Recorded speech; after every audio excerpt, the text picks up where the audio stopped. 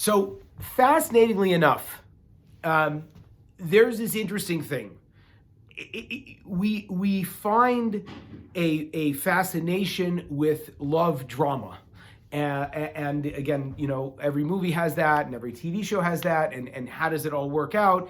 And long before Game of Thrones was the thing, so you had the complex relationship between Jacob and his four wives, right? Really, it was 2 wives and 2 sister wives, and his 13 children, and there's this power dynamics, and it's very interesting.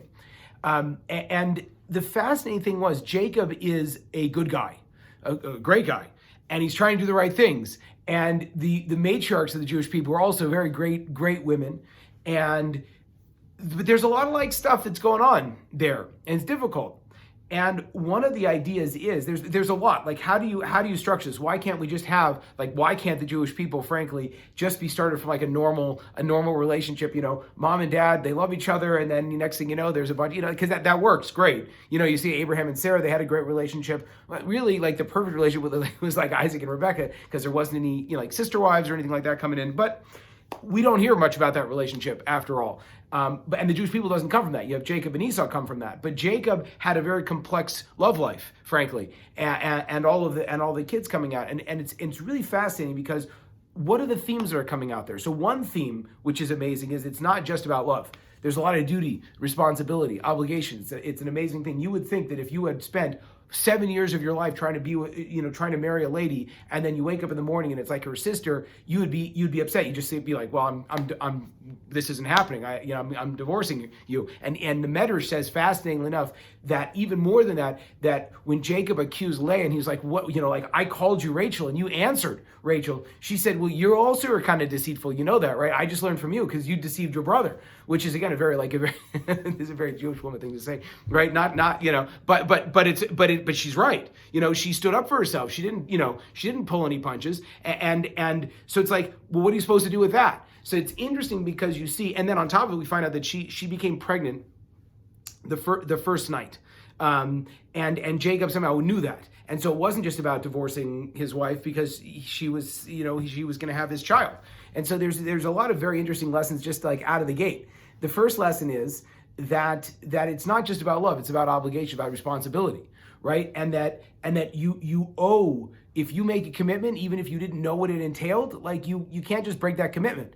And on top of it, and this is a lesson I heard from a mentor, rabbi friend of mine from Los Angeles, he was saying that you see that the extent to which people go, even if there's not necessarily love, but because this woman is going to bear your child, you owe her respect and love and all these kinds of appreciation, which again, in the modern world is kind of hard to relate to that concept, that there's a sense of duty and responsibility that extends beyond love.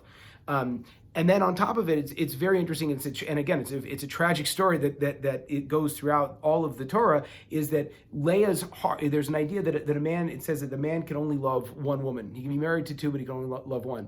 And there's an idea that our hearts are only going to be in one place. And it's important to know that, because if your heart's only in one place, you have to pay attention to where your heart is, to know that, and to be aware there's going to be effects otherwise. And really, it's a fascinating thing. It's all of Leah's life, she was trying to stay relevant to her husband. And Jacob, for all of his greatness, was not, even someone as great as Jacob was not able to essentially, kind of split his attention appropriately. And it was a heartbreaking scenario. Practically speaking, what does that mean to us is that we have to pay attention to the fact that our clarity and where our hearts really are, people will pick up on that. And you have to be sensitive, and you have to set up your life in a way that you're aware of that, first and foremost, and that you're able to kind of create counterbalance and pay attention, even if you're not 100% bought into this thing. You have to try your hardest to stay there and to give attention to it. And also, I think, and this is the most important thing, is that we have to realize that our decisions carry weight. And we have to realize that our heart and where our heart is, that also carries weight, because a lot of times people think, I'll just go through the motions and no one's going to know. Or maybe I'll just go through the motions and I'm not going to know. And from the Torah's perspective, it's totally not true. You are predisposed, you are predetermined, you are naturally going to jive with one thing, and you should pay attention to that, and you should learn to listen to yourself, and you should learn to trust yourself.